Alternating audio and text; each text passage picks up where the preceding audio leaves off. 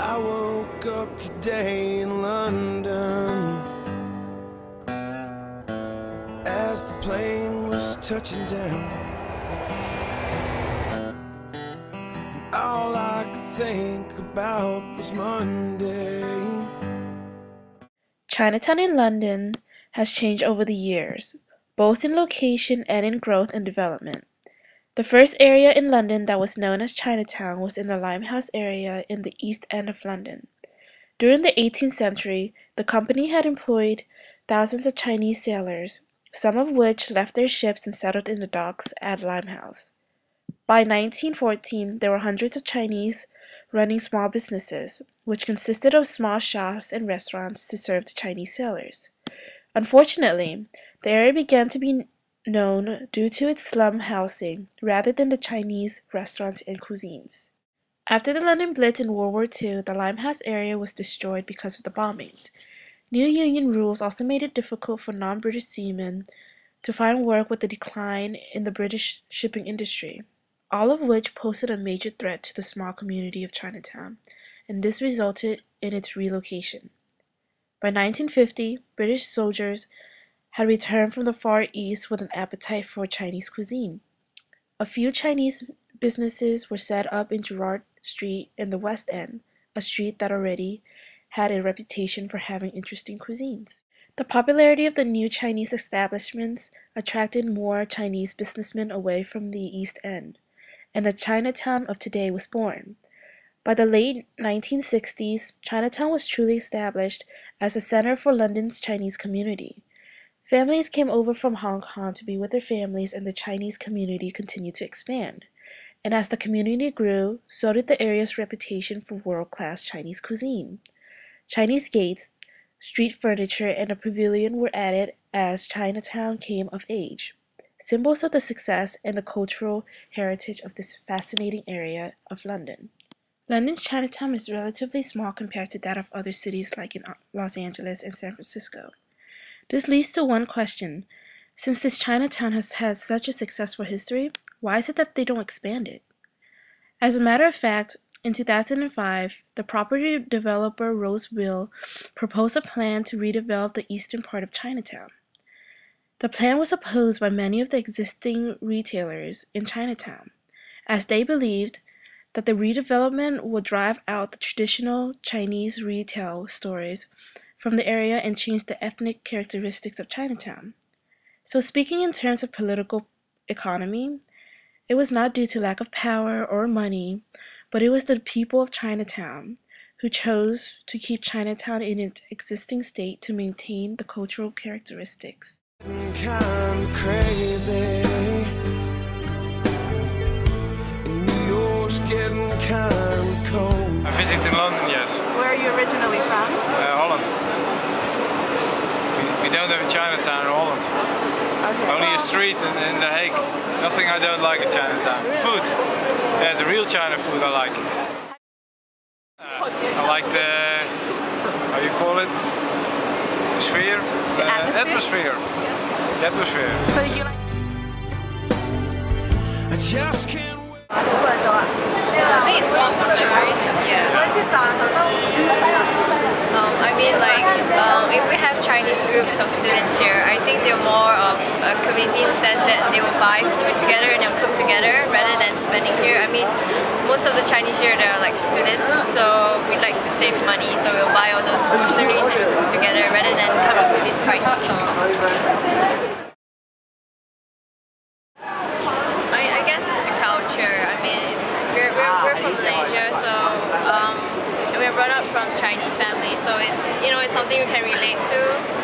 Yeah, and then the food is something that we don't really eat Chinese food back in our hall, so yeah.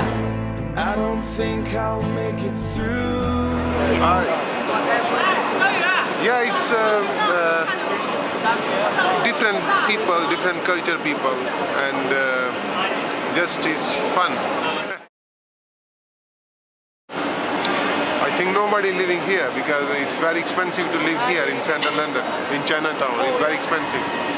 So they don't live here then? No. Like above? No? No, they don't live here. Here maybe some other people who are more rich people, who are making more money.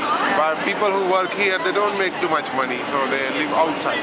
They live outside of. That's why we have transportation problem. Yeah. If you're going to San Francisco. San Francisco's Chinatown is the oldest Chinatown in North America and the largest Chinese community outside of Asia. Since its establishment in 1848, it has been highly important and influential in the history and culture of ethnic Chinese immigrants to the United States and North America.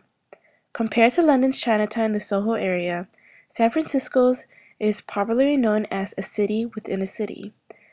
It has developed its own government, traditions, over 300 restaurants, and as many shops. The most densely populated neighborhood in the city. San Francisco's Chinatown was created because the 1849 gold rush had attracted early Chinese immigrants, as it served as a port of entry for immigrants from the 1850s to the 1900s. The Chinese found jobs working for large companies seeking a source of labor, and also working for railroads, while others worked as mine workers or just dug for gold. Many working-class Hong Kong Chinese immigrants began arriving in large numbers in the 1960s and had to find low-paying employment because of limited English skills. This resulted in Chinatown being the centralized living area for these workers. Different from London, where only wealthy people are able to live in Chinatown, there are 10,574 residents in San Francisco's Chinatown. This area is home to the working and lower Chinese class. While the neighborhood continues to receive newer immigrants and maintains a lively and active character, people moving to the suburbs have left the neighborhood relatively poor. Due to overcrowding and poverty, other Chinese areas have been established within the city of San Francisco prosper, such as that of Richmond and Sunset District. Despite these developments, many continue to commute in from outer neighborhoods and cities to shop in Chinatown, causing gridlock on roads and delays in public transit, especially during weekends, which is another similarity to the issues London's Chinatown must face. In order to deal with the traffic and congestion, the central subway was built, similar to that of the Tube in London. Another characteristic that makes London and San Francisco's Chinatown alike is that both serves as a tourist attraction. San Francisco's Chinatown draws more visitors to the neighborhood than the Golden Gate Bridge. San Francisco's Chinatown is well known for its active community that continues to retain its own customs, languages, places of worship, social clubs, and identity. This is due to the amount of power and money the Chinese leaders of this area has retained. Similar to the situation of London's Chinatown, San Francisco's was in danger of being relocated after the 1906 earthquake. Fortunately, the Chinese leaders were able to convince municipal leaders and white landlords to rebuild Chinatown into a more distinctive Oriental style in order to attract more tourists. Within San Francisco's Chinatown is the Six Companies, which was the most powerful organization in Chinatown, authorized to speak on behalf of the Chinese people throughout the United States. Its board of directors and board of presidents consisted overwhelmingly of wealthy merchants who translated their economic good fortune into political power. The Six Companies dealt with city, state, and national governments regarding issues of immigration and prosecutions, always retaining a Caucasian attorney to be its spokesman and correspondent with the world at large. This type of power and money results in Chinatown being one of the biggest one in North America. Since the Chinese had such power in this area, it restricted other ethnics to open up businesses in the district due to high property values and rents. As you can see, although there are many differences between the Chinatowns in London and San Francisco, there are a significant amount of similarities as well. Both Chinatowns play their role in attracting tourists from all over the world.